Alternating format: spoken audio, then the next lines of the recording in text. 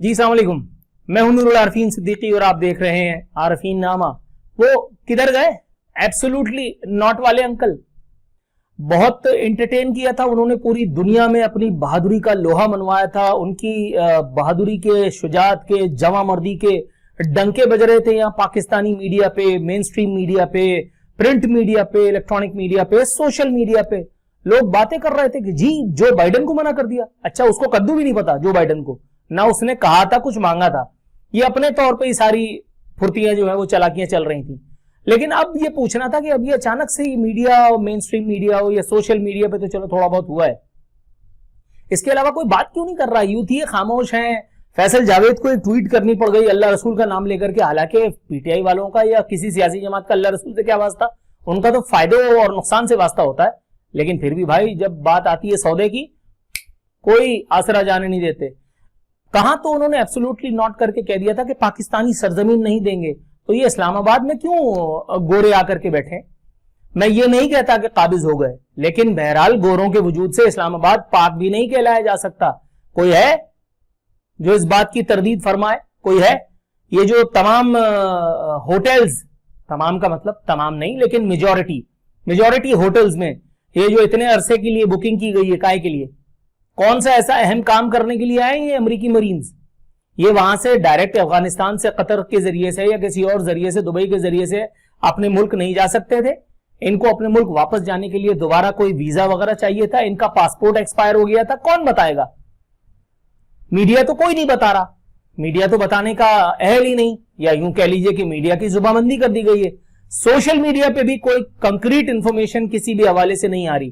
ہاں وہ پھلجڑی کسی نے چھوڑی تھی کہ اسلام آباد میں پناہ گاہ میں جو مرینز ہیں وہ کھانا کھا رہے ہیں، حالانکہ اس طرح کی کوئی بات نہیں تھی۔ اور اسی بات کی تردید کرنے کے لیے وہ فیصل جاوید خان، جس سے جو میڈیا کی پتہ نہیں کون سی کمیٹی کے چیئرمین بھی ہیں، مجھ سے آخری مرتبہ جب بات ہوئی تھی تو بہرحال اب اس بات کے ذکر میں کیا جانا، وہ میڈیا کے حقوق کی پاسداری تو نہیں کر سکے، البتہ حکومت کی چمچہ گیری میں انہوں نے ایک ٹویٹ تو ضرور داغ دیا ہے۔ وہ پناہ گاہ والی جو خبریں چلی تھیں اس کو ریبٹل انہوں نے دیا ہے، لکھتے ہیں ارشاد باری تعالیٰ، اے لوگوں جو ایمان لائے، اگر کوئی فاسق تمہارے پاس کوئی خبر لے کر کے آئے تو تحقیق کر لیا کرو، کہیں ایسا نہ ہو کہ تم لوگوں کو نادانستہ نقصان پہنچا بیٹھو اور پھر اپنے کیے پر پشیمان ہو۔ گزارش ہے کہ برائے مہربانی احساس پناہ گاہوں کو متنازع نہ بنائیں۔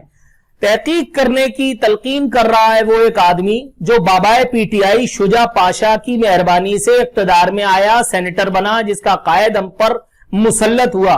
بابائے پی ٹی آئی شجاع پاشا کنٹینروی کے مرضی سے، ان کی رضا، ان کی رغبت سے، وہ کنٹینر جو جنرل شجاع پاشا نے عطا کیا تھا حضرت تبدیلی والی سرکار کو، نواز شریف کو ٹاپل کر کے اقتدار میں آنے کے لیے، ٹاپل تو وہ کدو بھی نہیں ہوئے، خیر اپنی حرکتوں کی بھیٹ چڑھ گئے وہ ایک الگ چیز ہے، لیکن ان کے لیے یہ ضرور کہنا چاہیے کہ یہ امپائر کی انگلی کے قلبی محتاج تھے، اور اس کے بعد امپائر کے موڈ اور مزاج کو دیکھتے ہوئے انہوں نے اپنے، جس کو کہتے ہیں نا کہ ساخت کو، اپنی حیت کو تبدیل کر لیا۔ ارشاد باری تعالیٰ کی بات کر رہے ہیں وہ کہ جو بلا تحقیق خبریں اڑانے میں جن کا کوئی نظیر نہیں ہے، جن کے قائد، سپریم قائد، وہ جو اسلام آباد میں بل جلایا کرتے تھے، جو کہتے تھے کہ بجلی کی قیمتیں بڑھا کر کے، پیٹرول کی قیمتیں بڑھا کر کے تو کوئی بھی حکومت چلا سکتا ہے، آج وہ دن دھاڑے عوام کے گھروں میں گھس کر کے ڈاکہ مار رہا ہے، اس کی حکومت ڈاکہ مار رہی ہے، قتال فرما رہے ہیں لوگوں کا، بے روزگاری کے ذریعے سے لوگوں کا گلا گھونٹ رہے ہیں، لیکن انہیں حیا نہیں آ رہی، انہیں حیا نہیں آ رہی۔ وہ جو کہا کرتے تھے کہ پیٹرول اتنا سستا ہونا چاہیے کہ عوام اس کو خرید سکیں، پیٹرولیم کی مصنوعات کی قیمتوں میں اضافے سے عام آدمی پس جاتا ہے۔ کتنی پریس کانفرنسز ان تمام چینلز نے لائیو ٹیلی کاسٹ کی ہیں، عمران خان کی ورزش تک تو ٹیلی کاسٹ کی، شکر ہے کچھ چیزیں ٹیلی کاسٹ نہیں کی، ان کی ٹیپس کہیں نہ کہیں ہیں۔ پھر اس بارے میں کوئی میڈیا والا، کوئی جری مجاہد، کوئی شجاع، کوئی جواں مرد کوئی بات نہیں کر رہا، کوئی یوٹیوبر، کوئی بلاگر اس کے بارے میں بات بھی نہیں کر رہا، اور جو بات کر رہا ہے اس کی آواز شاید اتنی نہیں ہے کہ لوگ اس کی طرف متوجہ ہوں۔ سراج الحق صاحب کو بہرحال جو کچھ بھی ہے آپ کو کریڈٹ دینا پڑے گا۔ سراج الحق صاحب کا بیان اس وقت میرے سامنے ہے، فرماتے ہیں نیٹو فورسز کو ملک میں بسانا کورونا سے زیادہ خطرناک ہے، وزیر اعظم قوم کو بتائیں ایبسولوٹلی ناٹ سے، یعنی بالکل نہ سے मुकम्मल हां कैसे और क्यों हुई। बात ठीक है, ये बात बिल्कुल ठीक है। मैं हैरान हूं कि नून लीग पाकिस्तान पीपल्स पार्टी इस एक अहम तरीन मुद्दे पर खामोश क्यों है। लेकिन आपको याद दिला दूं कि नून लीग और पाकिस्तान पीपल्स पार्टी भी उसी गमले की पैदावार हैं, जन्नती दरवाजे की, जिसकी खुद इमरान खान और पाकिस्तान तहरीक इंसाफ इन दोनों पार्टियों का, बल्कि इन तीनों पार्टियों का माजी उठा करके देख लीजिए। एक बयान उनकी रजा और रगबत के बगैर नहीं देते, और अगर देते हैं तो भंड करते हैं और उसके बाद फिर सजा पाते हैं। आसिफ अली जरदारी ने ललकारा, ईंट से ईंट बजाने की बात की, उसके बाद मुल्क छोड़ना पड़ा, मुल्क से भागना पड़ा। राहिल शरीफ जब तक यहां थे तब तक आसिफ अली जरदारी को रहने की इजाजत नहीं थी। मैंने ऑन एयर बैठ करके ये कहा है कि आसिफ अली जरदारी को जो बीमारी थी उसका नाम था जनरल राहिल शरीफ, और जब तक राहिल शरीफ रिटायर होकर शेखों को प्यारे नहीं हुए तब तक आसिफ अली जरदारी की जा बख्शी नहीं हुई। उसके बाद फिर माफी तलाफी तौबा तिल्ला करके वापस आए। नवाज शरीफ की अगर आप बात करें तो आज भी इस्टेब्लिशमेंट को कोसते नवाज शरीफ की सुबह और शामें गुजर रही हैं, लेकिन जब बात हुई थी दिहाड़ी की यानी मुद्दत मुलाजमत की, तो कूद करके और गैलरी फांद करके और दौड़ लगा करके और मुंह के बल गिरते पड़ते नून लीग ने भी वोट दिया था कि नहीं दिया था, क्यों दिया था, कोई बताएगा नून लीग या? किसी के पास कोई जवाब नहीं है, किसी के पास।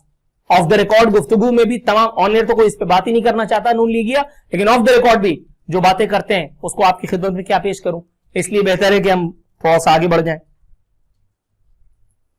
एक खातून है जिन्हें एक नेशनल मीडिया पे एक छोटे से चैनल पे एक नन्ही सी टाइम स्लॉट हुकूमत की चमचागिरी की खुशी में दी गई है,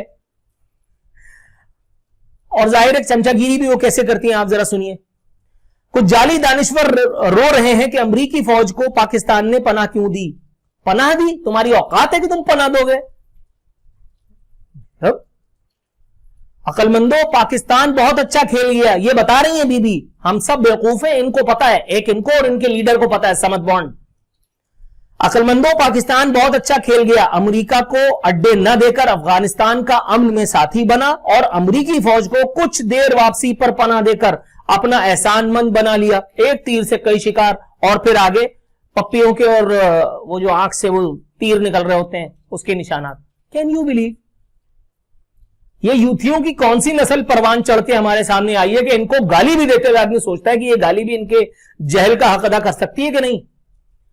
अमेरिकी फौज को पनाह देने की तुम्हारी औकात है? तुम्हारी मुल्क की सरहदों को पामाल करके वो आते हैं, अमल कांसी को यहां से उठा के ले जाते हैं अमेरिकी कमांडोज। उस वक्त के सदर पाकिस्तान डीजी डेरा गाजी खान, डीजी खान में उतरते हैं, उस वक्त के सदर के गांव में अमेरिकी मरीन्स और एमएल कांसी को उठा करके ले जाते हैं। कोई उनका कुछ नहीं हुआ सका। एबटाबाद ऑपरेशन जब हुआ, अमेरिकी मरीन्स आए, उसामा बिन लादेन को उनके तौर पे लिटाया, उसकी बाकियात भी उठा के ले गए। हम सब अल्लाह का शुक्र है ऑटो पे लगे हुए थे। हम पनाह देंगे? हाँ, अगर वो आ रहे हैं तो हम लिहाफ होकर के सोते बन जाएंगे, ऐसा तो चलो समझ में आ रहा, और ऐसी हमारी तारीख भी रही है। डीजी खान में वरना हमने कुछ ना कुछ कर लिया होता, वरना एबटाबाद में तो यकीनन कर लिया होता। उल्टी सीधी बात। अब सुने आप एक और भंड, ये खैर वही है, उसी ट्वीट का उर्दू वर्जन है, सॉरी अंग्रेजी। अच्छा जी, हुकूमत के एक चमचे और एक हाथापाई में माहिर, जिन्होंने एक ब्लॉगर की पिटाई भी की थी, सरकारी चैनल पर यानी अस्करी चैनल पर बाकायदा वो आते हैं। उन्होंने लिखा है कि अमिड CJ 130 जेज help in Afghanistan evacuations, India's IAF signed 328 million deal with US। What did Pakistan get for hosting US UK NATO troops? Red list for UK, ban on PIA by EU। Did anyone negotiate on behalf of Pakistanis or got money for offshore accounts? इस सवाल का जवाब अगर मिल जाए, again पिछली video में जैसा मैंने कल कहा, मैं इस्लामाबाद में अपनी मूछे जहां भी आप कहेंगे पहुंच करके मुड़ा दूंगा। इस सवाल का जवाब अगर मिल जाए कि हमें पाकिस्तान में क्या डील पाकिस्तान को ऑफर हुई है, वो मरीन्स, वो कमांडोज, वो अमेरिकी ओहदेदार या उनके फौजी जो डायरेक्ट अब तक जितने मरीन्स गए, जितने फौजी गए, वो वहीं से दफा हो गए ना, उनको पाकिस्तान की जरूरत तो नहीं थी। ये क्या करने आए भाई? ये क्या करने आए? आपने मीडिया को बंद करवा दिया, मीडिया उस बारे में बात नहीं कर रहा, नेशनल टीवी इस बारे में खामोश है, अखबारात का गला घोटा हुआ है, कोई जय्यद साफी एंकर इसके ऊपर प्रोग्राम नहीं कर रहा, कोई यूट्यूबर इसके ऊपर कंक्रीट बात नहीं कर रहा। गंदा है सब, धंधा है ये। अच्छा जनाब, ये हैं अबसार आलम साहब, इनकी बात करनी तो नहीं चाहिए और मैं बिल्कुल करूंगा नहीं क्योंकि ये नून लीगी हैं। आगे बढ़ जाते हैं। हाँ, उमर चीमा साहब बहुत जबरदस्त सहाफी हैं जनाब। इनका ट्वीट इस हवाले से है कि अमरीकी फौजियों को मेहमान बनाकर हमने होटल दोबारा से आबाद किए जो कि कोरोना की वजह से खाली पड़े थे, लोगों को रोजगार मिला, ज़र मुबादला के ज़खायर में इजाफा हुआ, बाइडेन ने फोन करने का वादा भी किया, मुतवक्को पीटीआई बयानिया। यार इसमें कोई शक नहीं कि ये लोग खुद अपने बयानात के, अपने दावों के हाथों रुसवा हो रहे हैं, अपने हाथों रुसवा हो रहे हैं। ये गैरत ब्रिगेड जो याद दिलाती थी कि ड्रोन हमले कितने गलत होते हैं, ये याद दिलाती थी कि आफिया सिद्दीकी को वापस लाना है, कितनी बड़ी बेगैरती बरती है पिछली हुकूमतों ने जो आफिया सिद्दीकी को ले गए, मुशर्रफ डिक्टेटर था, मुशर्रफ के दौर में ले गए, फलाना ले गए, अब इक्तदार में आए तो नवाज शरीफ की हुकूमत चली गई, आसिफ अली जरदारी की हुकूमत चली गई, पीटीआई की इमरान खान की हुकूमत आधी से ज्यादा टेन्योर पूरा हो चुका है। पप्पा जानी और इस सिस्टम और आजाद इदारे की मेहरबानी से, इलेक्शन कमीशन ऑफ पाकिस्तान की मेहरबानी से, एहतसाब वालों की मेहरबानी से, लेकिन उसके बावजूद भी आज भी सूरत हाल वही है, आज भी नील बड़ा सन्नाटा है। अब इस पे मजीद बात करो तो गद्दारी का मुकदमा बना देते हैं। हालांकि भाई ट्रैक रिकॉर्ड तो देख लो यार,